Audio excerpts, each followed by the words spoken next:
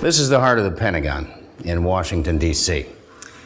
Since the early years of World War II, this building has been the home of America's Department of Defense. It's one of the largest office buildings in the world. About 23,000 people come here to work every day.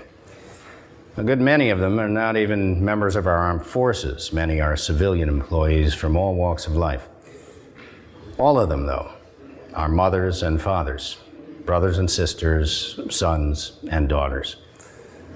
The men and women who travel these halls every day come here for one purpose only: to help defend our nation and the cause of freedom around the world. It's been that way for nearly 70 years. The story you're about to hear today is a story I hope will reach every American, because it's really a story about America, about ordinary American families, about how we face the perils, uncertainties, and tragedies of life, and about how we, as individuals and a nation, come together to heal the wounds of those who have made the ultimate sacrifice for all that we hold dear. It's a story of reflection, remembrance, and renewal. It's also a story about hope for the future.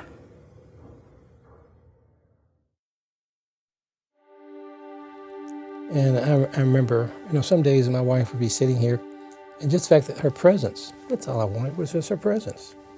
We didn't have to say anything. The fact that I knew that she was there and I was over here, that's all I cared about. Nothing else. I knew that she was here. The other two came home, and I made sure they got some good food, stuffed them as much as I could with anything they'd eat, figuring, and they wouldn't be eating a lot for a while. And then told them, and I will never forget that day, especially my youngest. Brady just looked dazed,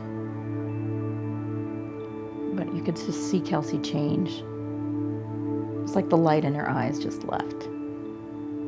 And I've never heard a child cry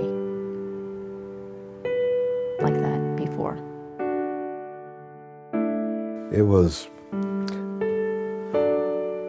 I think it was the worst day of my life. And I'm hoping that they will use the way Jan lived.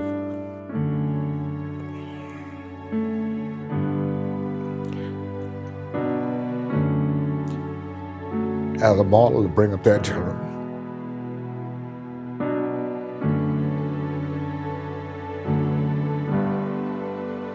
On a plot of land in Arlington, Virginia, overlooking our nation's capital, the grass is growing again. Trees have been planted that bloom in newness of life each spring.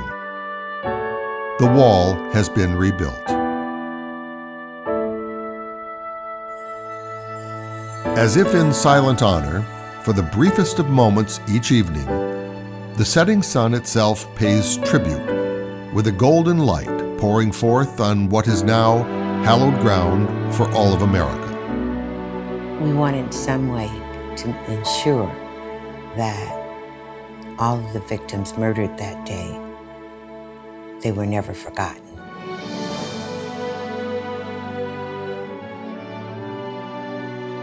In the night sky, the radiance of 184 illuminations of remembrance shimmer in the darkness in honor of 184 men, women, and children whose lives were extinguished in an instant on a hauntingly beautiful fall morning.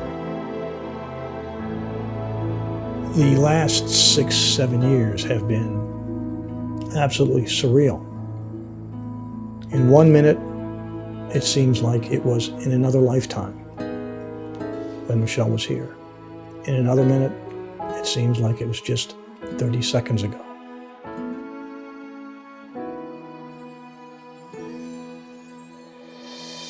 7 years later, thousands of Americans come together to join hands with the wives, the husbands, the children and the grandchildren, the parents and the grandparents of the 184 who perished that day.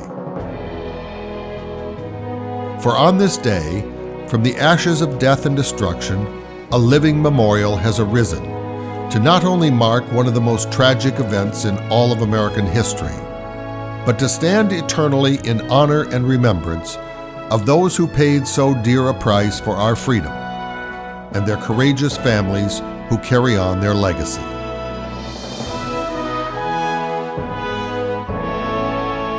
This is the Pentagon Memorial, America's first national memorial to those who died on September 11, 2001.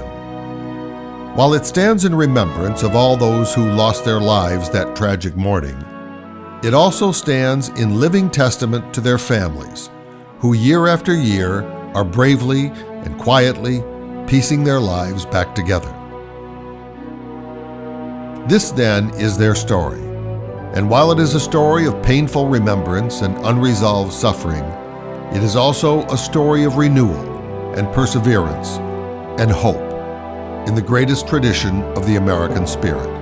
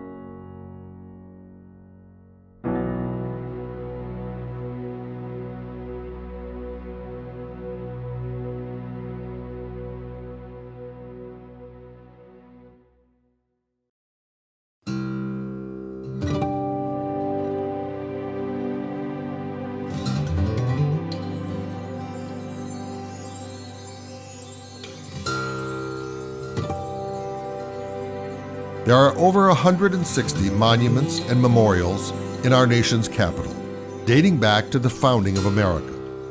Some honor a select few men and women who shaped our country and helped define who we are as a nation today. Generals, political leaders, poets, statesmen, and scientists who changed the course of American history.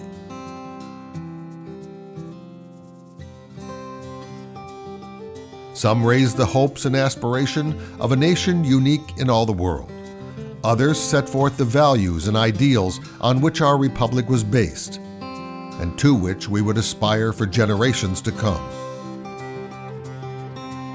Still others honor ordinary Americans, who, through their courage, dedication, and commitment, made extraordinary contributions to America and the cause of freedom around the world. Many left their families and the comfort and security of home to unselfishly answer the call when their nation needed them most, and fought and died for all that we hold dear today. Virtually all span the great history of America, commemorating events and individuals of our distant past. One, however, is unique among all the rest, for it represents the defining moment for this generation of Americans. Years from now, I hope they understand that, what happened on that terrible day. That an enemy came with airplanes full of innocent people to kill Americans in order for us to abandon our great desire to help others realize the blessings of liberty.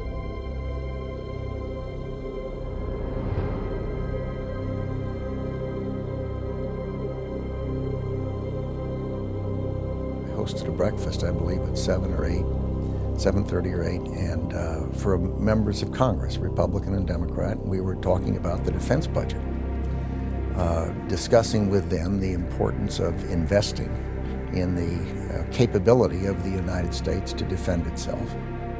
And I can remember saying to them at this breakfast, probably just about the time the first plane hit the World Trade Center tower, that something was going to happen in America in 6 months, 12 months, 18 months, nobody knows when, that will register in a way that they will want to have supported sufficient defense investment in our country. The morning of September 11th, the darkest day in American history, came in like a lamb and went out like a lion. It was a warm, sunny morning in Washington, D.C., just as it was in New York City and all along the eastern seaboard, typical of that time of year when the dog days of August give way to a hint of the cool, crisp air that comes to rest on the city every fall. Most who were there remember above all the clear blue sky. Almost prophetically, the deep, cloudless blue had an undefinable radiance that many years later remains a hauntingly vivid memory to those who lived through September 11th. I remember walking out of the Pentagon, getting the car to go to Capitol Hill and looking at the day, and I said, wow, what a beautiful day this is. I mean, the sky was just blue. I don't think there was a cloud in it. I mean, it was a gorgeous September morning, just gorgeous. It was such an awesome day. It was so beautiful. This was like your perfect beginning of this fall season. It was quite simply a regular Tuesday morning, just like any other, filled with morning rituals like every other Tuesday, getting kids off to school, driving to work in the often grueling traffic of Washington, D.C., hopping on the metro and hoping to beat the morning rush. For some, the morning was filled with expectancy as they drove to the airport to embark on a long-awaited vacation. Robert and Zandra Ploger were finally leaving for their honeymoon in Hawaii. Young Asia Colton, Rodney Dickens, and Bernard Brown were brimming with excitement as they had been selected from a group of sixth graders to fly all the way to California with their teachers for a National Geographic conference. The day was just a normal day, and Bill went off to work, I got the kids to school, and I worked a part-time. Banished me from driving because she claimed that my driving, I was reckless. So she drove that morning and we chit-chatted. He went on, we said, we were going to meet at the mall for dinner, Marjorie Salamone worked late the night before and was tired as she kissed her husband Ben goodbye and left for work that Tuesday morning. That morning, we got up, and I never forget, I was sitting at the table, and she was staring out the window, and I noticed that her dress was open in the back. And, so I looked at that, and I just thought, I wonder if she knows that her dress is open in the back. So I said something to her about it, and she said, oh yeah, I know about it. And I said, okay. And I think that might have been the last thing we said. I just don't remember. Nobody knew what lay ahead.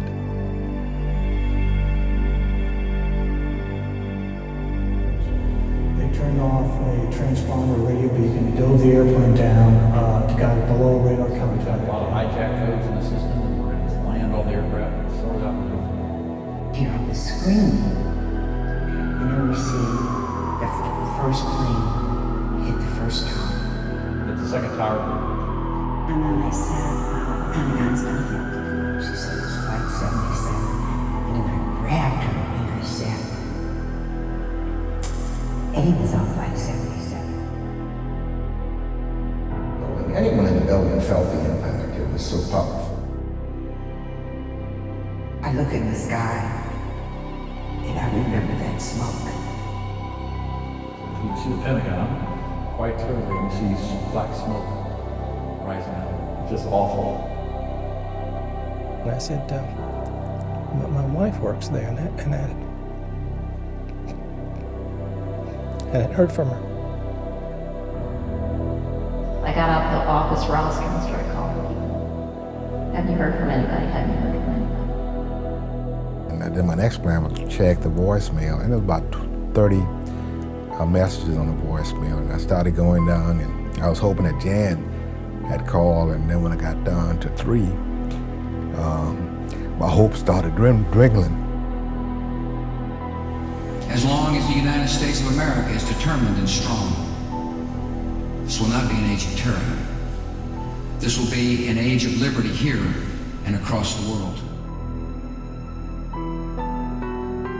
Americans awoke on September 12, 2001, with the realization that our nation was changed forever. We were living in a new world, with history broken into the pre-9/11 era and the post-9/11 era.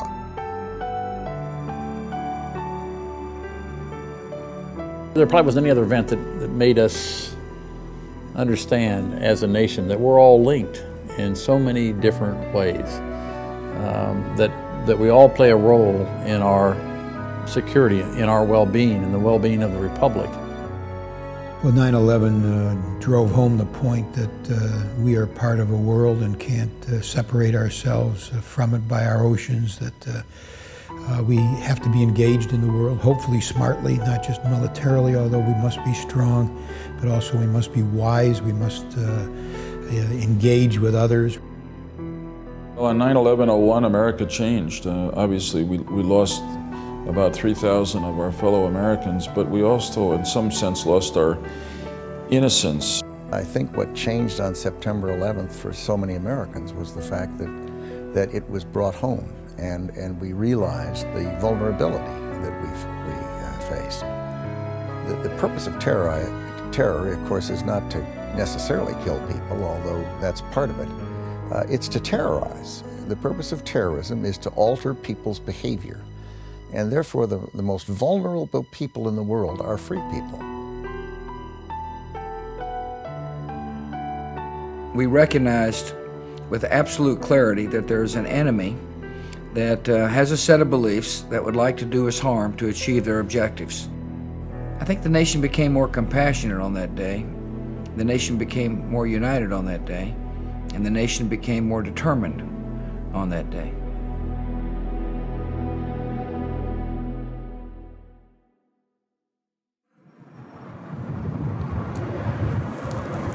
It all happened here, the point of impact.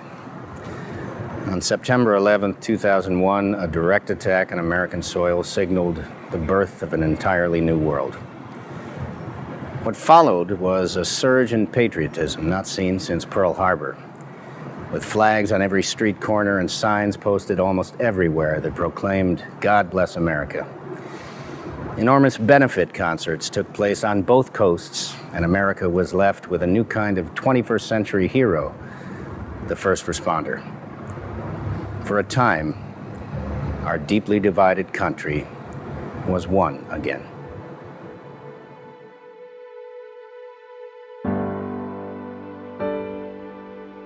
After 9/11, after we resolved that we would defend ourselves, came this great wave of patriotism where there's a great sense of pride about what we stood for. I'll never forget going to New York and seeing that, on the one hand, compassion for their fellow citizens and for the families that were suffering. On the other hand, this great sense of resolve and determination to stand strong in the face of this enemy. A sense of coming together, I guess, I think is the best way to describe it. It was a sentiment that extended across party lines in the Congress, House and Senate, Democrat and Republican pulled together. Millions of people visited those sites in succeeding months, focused on them in one way or another, focused on those events. And it was a national experience to some extent like Pearl Harbor, that it had that kind of unifying effect on the nation. The tragedy of 9/11 pulled America together and showed us what we really should appreciate every day as we squabble politically or there are other divisions in our country, that we're all part of the American family. We share common values, we share common dreams for ourselves, our families, and our country. The terrorists who attacked us on 9/11 didn't distinguish between Republicans or Democrats or white or black or Christian, Jewish, Muslim. Their victims were all of those and more. We will lose our strength unless we recapture our fundamental unity as Americans. There's nothing more important than that.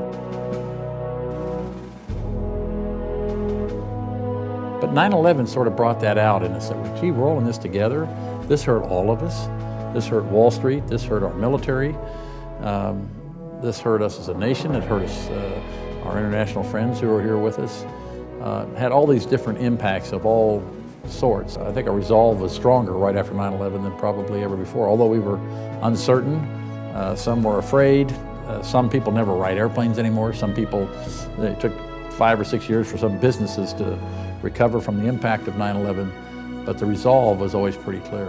And I think that was felt throughout the majority of our population. There's always been, there is today, and there always will be a very strong feeling among Americans, love for their country, love for freedom. And there's always a number of them that'll give their lives to make sure that that's for future generations. Facing the reality of what happened, and then feeling the strength of the country and how together we were. I mean, that's a powerful feeling for those in positions of responsibility.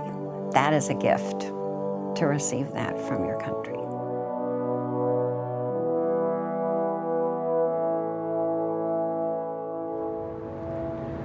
Shortly after the attacks, the Pentagon renovation team set forth on an ambitious plan to rebuild the Pentagon in 1 year. A dramatic symbol of our national resolve and a visible reminder that America could not be defeated. But in time, our old divisions took hold again, and many of the flags were put away. As a nation, we moved back into our own lives. Lives somehow changed by 9/11, but no longer defined by the tragedy and our national response to it. But not everybody was able to move on. For some, the tragedy of September 11th is as real today as it was then.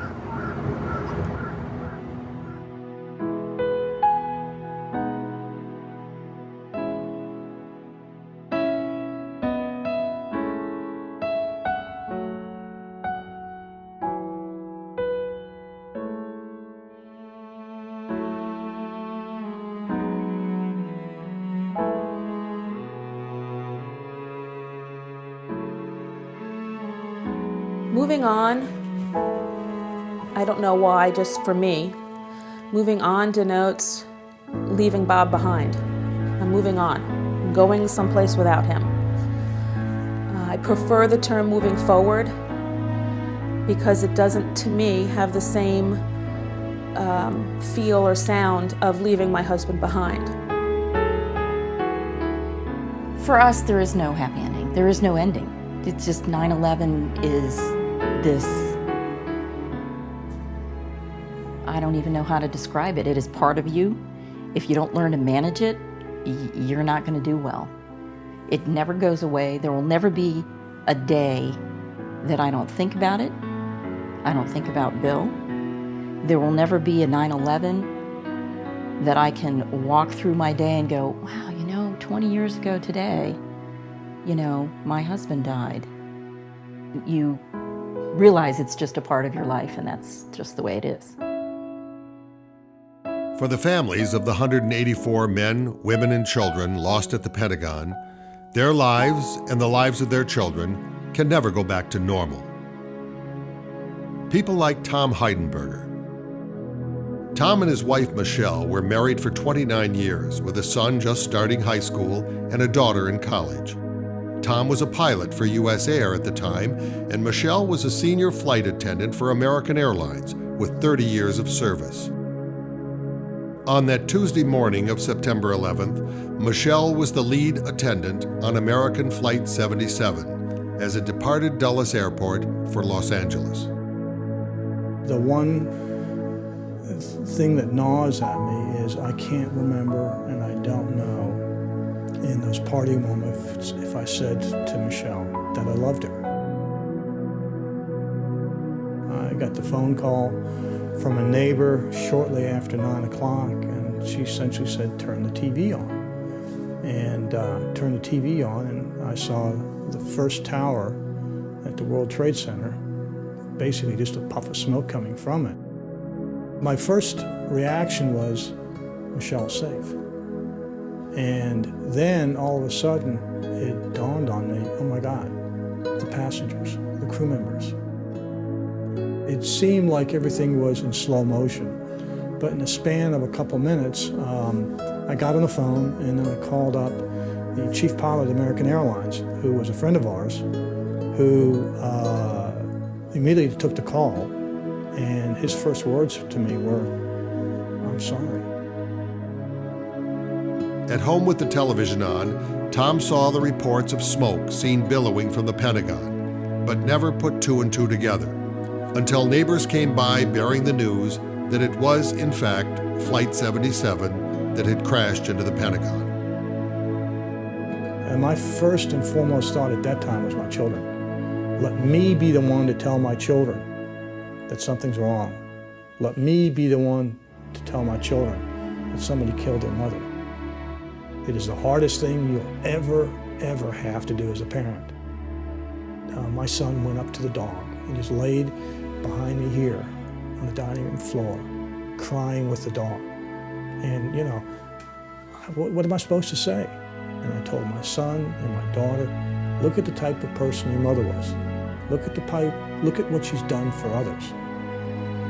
Maybe in this world that we live in, maybe God needed some help, and he asked for Mom. I mean, you know, that's what I told my son.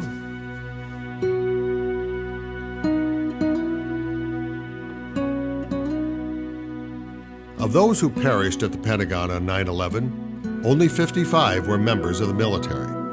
70 others were civilians working at or visiting the Pentagon, and 59 were killed while flying on American Airlines Flight 77. Among those flying on Flight 77 was Eddie Dillard. Not long before, Eddie had taken early retirement from a lifelong career at Philip Morris and had turned his attention to real estate in the bursting market of the early 21st century. He had recently acquired a house in Los Angeles and was headed west that day to preview his new property. Rosemary Dillard left her husband at Dulles Airport and went on to work, almost paradoxically, at Washington's Reagan National Airport, a stone's throw from the Pentagon, where she worked for American Airlines as a supervisor for all flight attendants based at the 3 major airports around Washington. I'm walking down the hall going to the elevator, and it felt like somebody reached inside my body and ripped my heart out like they were scraping it out. And then I just started shivering.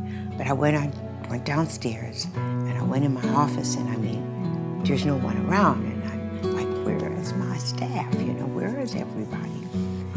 And the administrative manager, she came up to me and she said, one of those was our crew. And I said, our crew? And she said, yes. And she said it was Flight 77. And then I grabbed her and I said, Eddie was on Flight 77. I had to drive home. And I had to drive right by the Pentagon. And I could see the burning, you know. Every time I pass it, I just remember the smoke. He in my heart, continues to be a real family man. A very intense person. I mean, he was so bright. He had a strong personality. And he liked doing things big. I mean, he liked entertaining. He liked just going places, doing things. He was adventuresome. Had to have that first cup of coffee in the morning and a newspaper. I mean, he blended well in crowds. He was a good, to me, he was a good escort. I always was proud of just looking at him, you know, deal with people and handle situations. And he's just a remarkable man.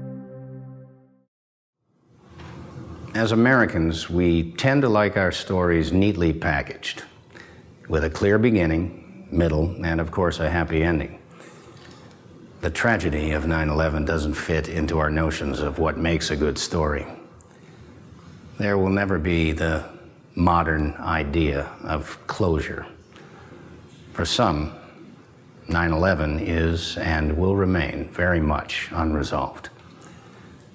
But with this lack of resolution, life goes on. As one Pentagon family member put it, life is for the living.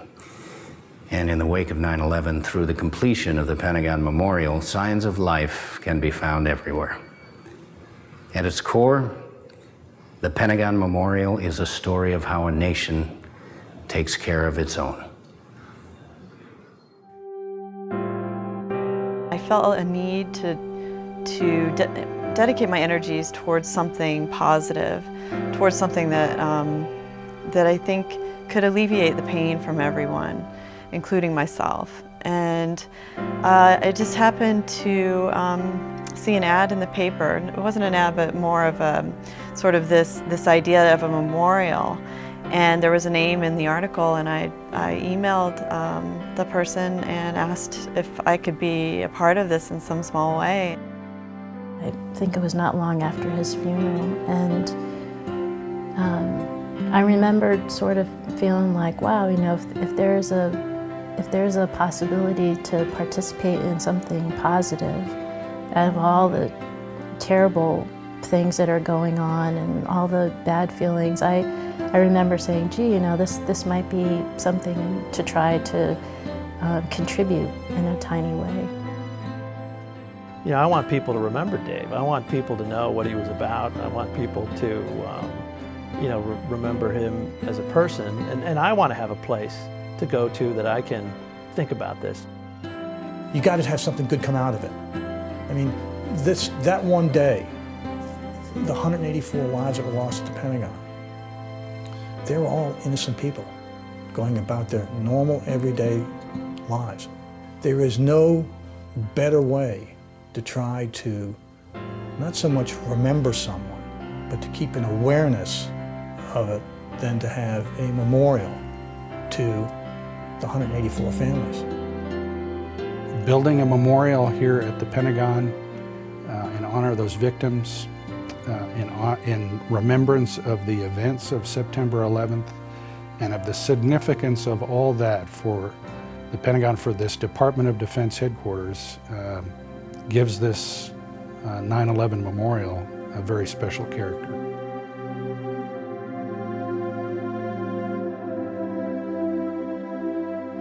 In the weeks following 9/11, the nation wrapped its arms around the families of the victims. As one family member put it, among the most amazing things that came out of that terrible tragedy was Americans coming together, strangers comforting each other, risking their lives for each other.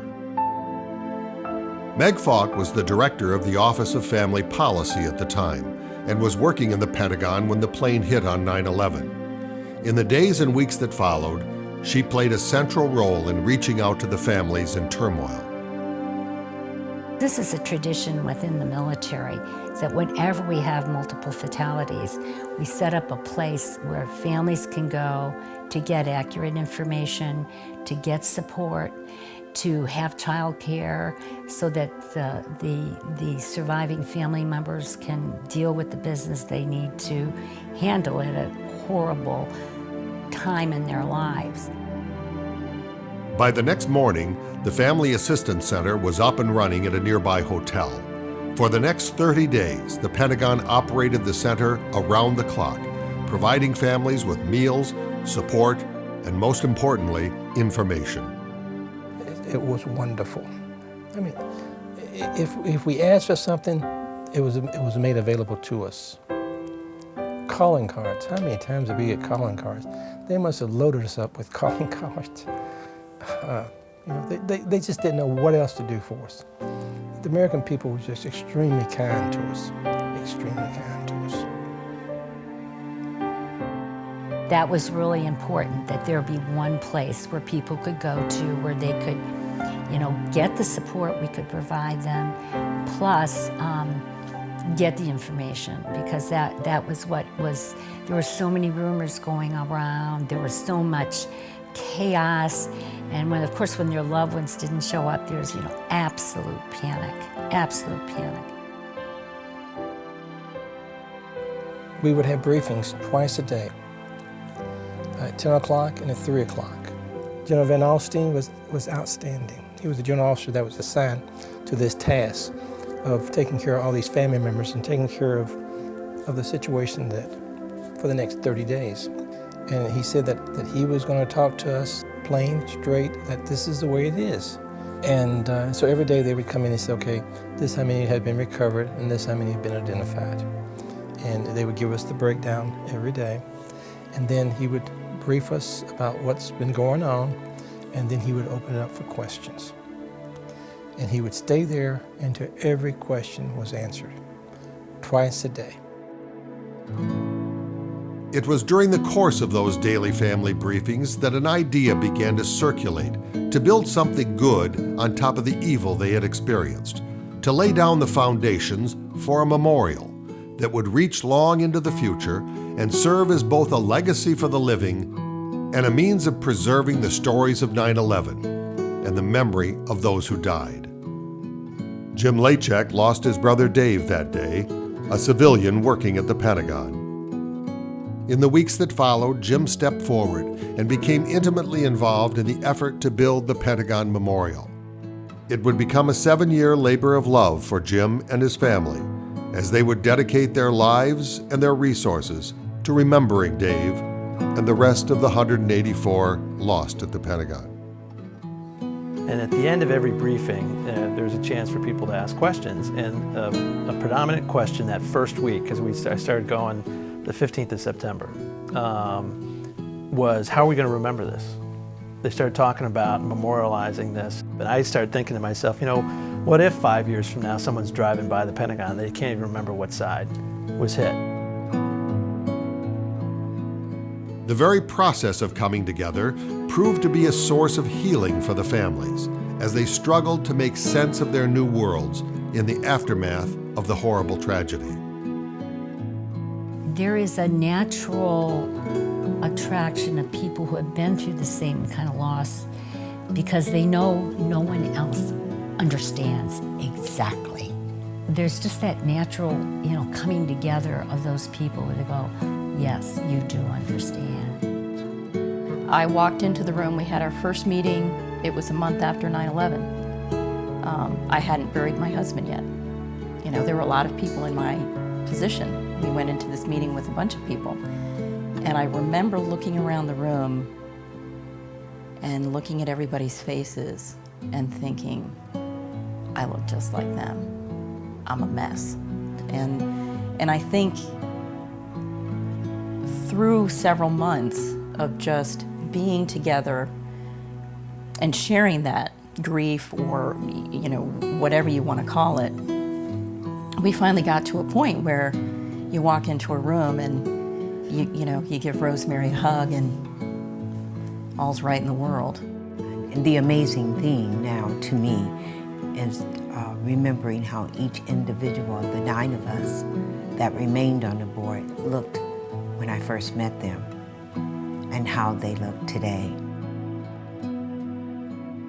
As the family members began to come forward one by one to support the project, the official call was put forth for designs for the new Pentagon Memorial. On June 28, 2002, the group released a mission statement calling upon the country to help determine how to best remember that day and the men, women, and children lost at the Pentagon.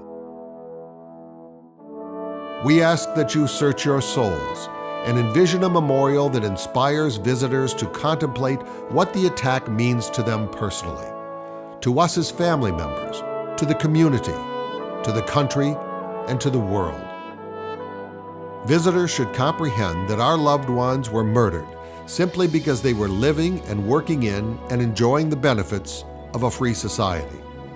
The memorial should instill the ideas that patriotism is a moral duty, that freedom comes at a price, and that the victims of this attack have paid the ultimate price.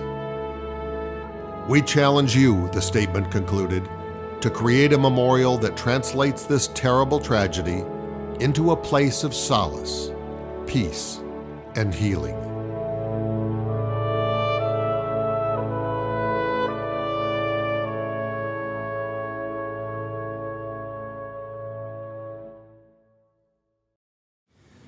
It's been said that the character of a nation is forged not in tragedy, but in its response to tragedy.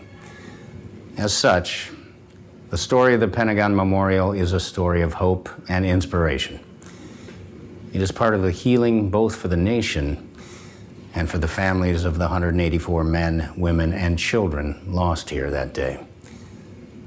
The memorial represents a nation that, while never forgetting, maintains a conviction to build hope where once there was only despair, peace where once there was only conflict, and a future where once we saw only an ending.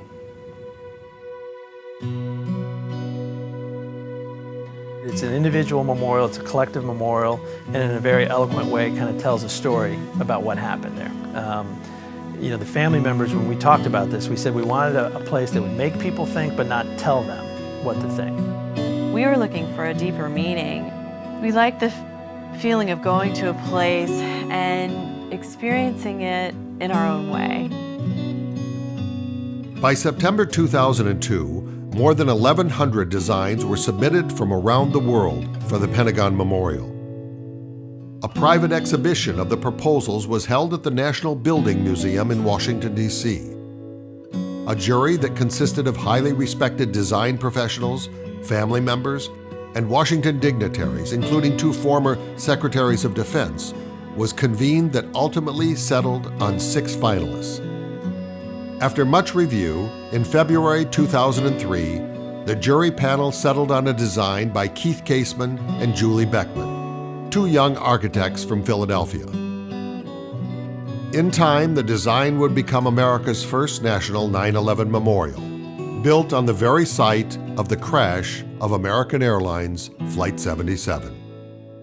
Keith and I were both living in New York City at the time of 9/11, and we experienced the city in the aftermath of what happened, and really felt firsthand the sorrow and just the kind of devastation that the city was going through. And we really, like many people, we wanted to do something to help.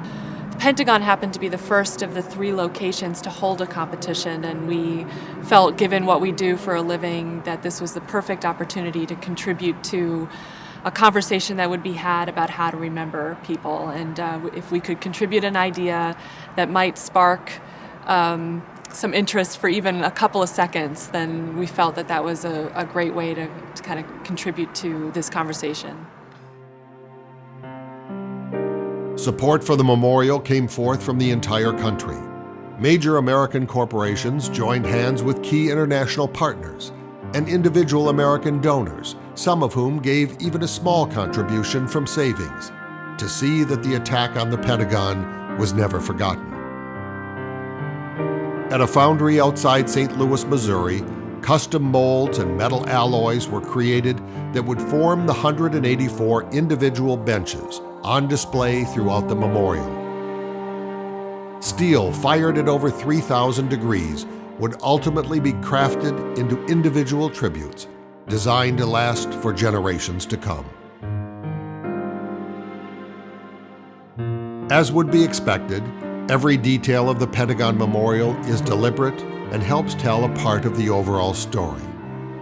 So right off the bat, we decided to try to figure out a way to invite interpretation. Put enough clues, enough hints and clues into this place that would make one pause for a second and a place to just contemplate. The act of contemplation at this place is in and of itself a way to pay respect. The memorial consists of 184 individual cantilevered benches perched above a shimmering pool of water, each bearing a single victim's name.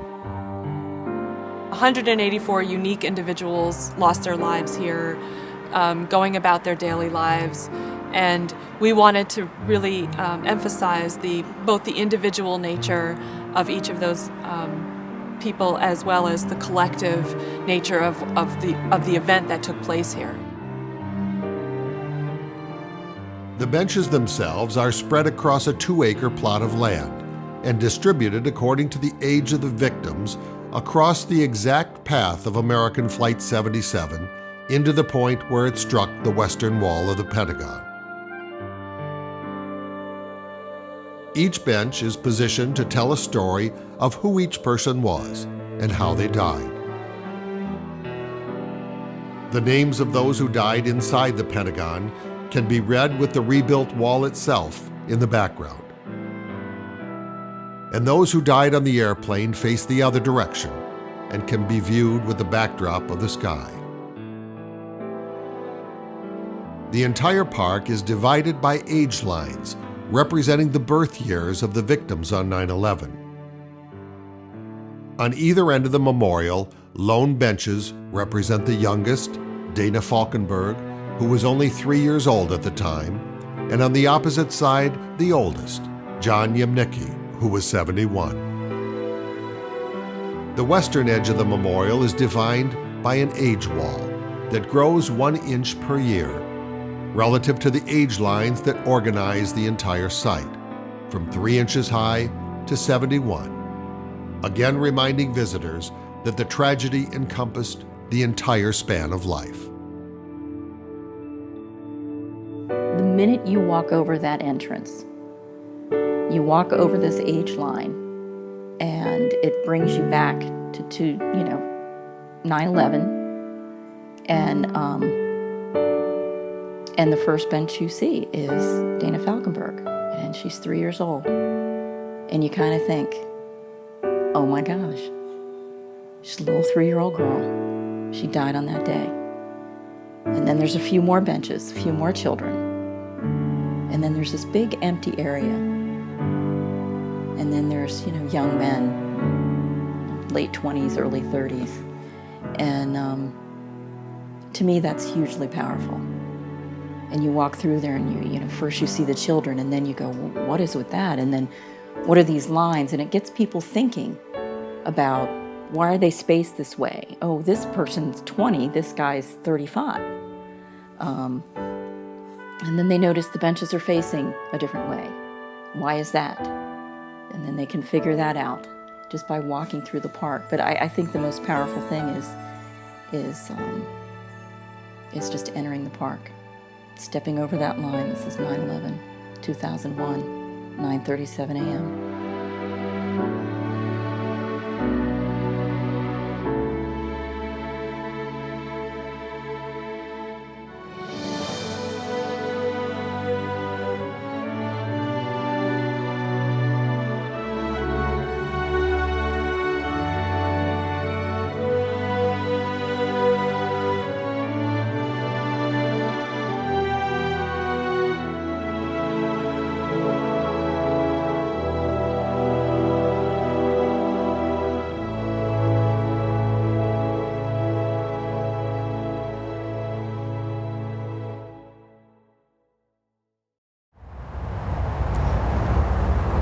The wisdom of the ages tells us that time is the great healer.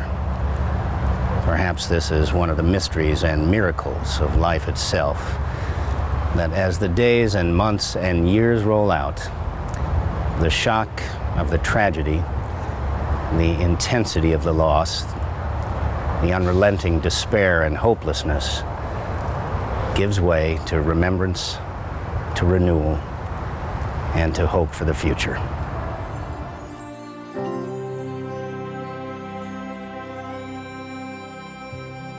For some who have been involved in the construction of the Pentagon Memorial, the official dedication on September 11, 2008, represents the completion of a journey that carried them through the darkest days after 9/11. It's a moment of great triumph when a dream is finally realized. For others, though, the dedication is met with mixed emotions and a quiet realization that their work is done. That after 9/11 happened, I had to realize I didn't have goals. And that's a real awkward position for a person to be in when you don't know what you're gonna do and how you're gonna do it. And I think the same thing will probably come up for some of our board members and directors after we worked on the Pentagon Memorial. What will our next goals be? And I've got to work that out, as I'm sure they do too. I have this vision that, it's probably like 5, 6 o'clock the day after we've dedicated the memorial. And I think the toughest thing for me will be not wanting to leave after that, because you just kind of want to soak it all in and realize, that look what we've accomplished, look what we've done, to help remember our family members and to help give a gift back to the country. Michelle, her words were always, get over it, move on, choose your battles. And the battle for the memorial, for the Pentagon Memorial, was one of the battles that I plan on winning. I won't be sitting there on the bench thinking, being depressed or this, that, and the other. I'll be sitting there knowing that Michelle is there with me and she will say, a job well done.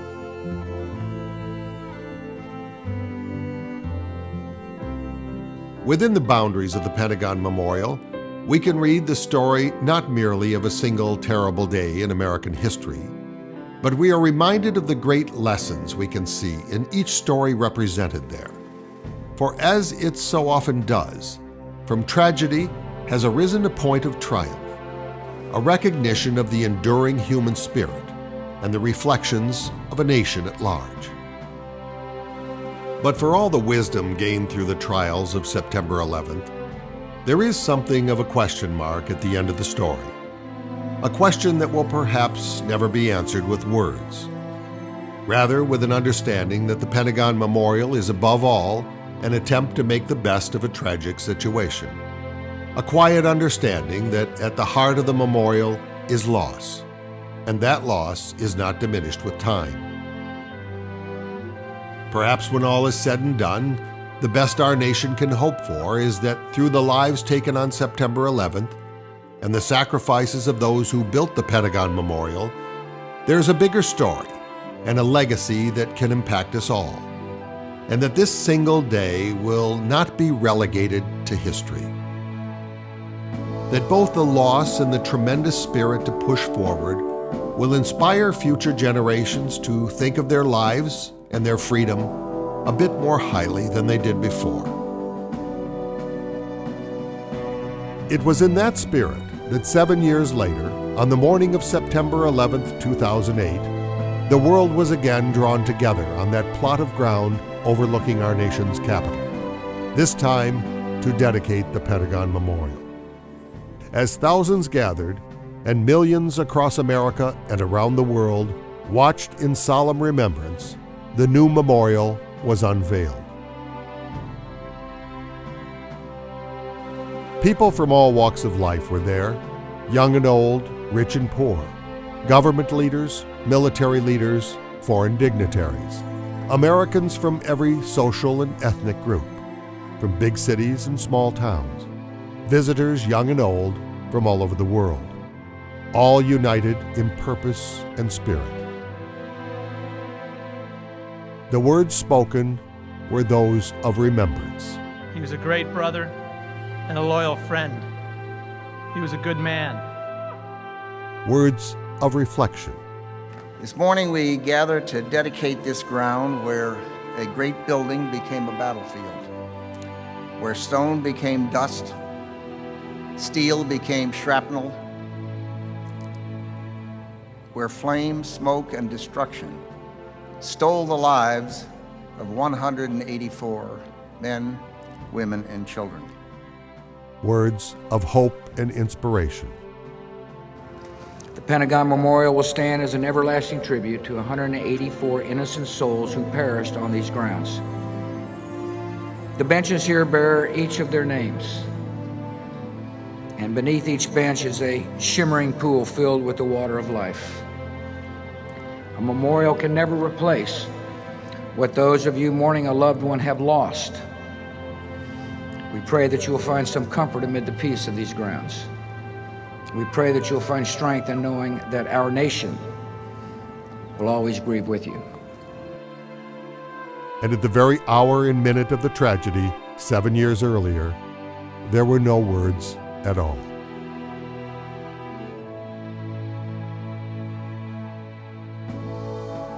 Throughout the crowds that day were the men and women of the Pentagon, the civilian and military personnel who every day are on duty, dedicating themselves to the defense of America.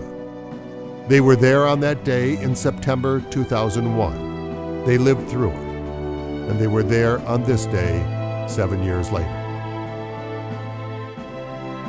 So too in the crowds were the families of those whose lives were sacrificed that day, the husbands and wives, the sons and daughters, the mothers and fathers. For this was really their day to remember, to reflect, and to gain some sense of renewal. Because for the families, the memorial is, above all, an assurance that their loved ones will not be forgotten. It is a place they can go for generations to remember and reflect, and perhaps on some quiet evening, long after the crowds have returned home and when the cameras have been put away, a place they can sit quietly and somehow find a measure of comfort in the presence of those they miss so much. That's what the Pentagon Memorial is all about.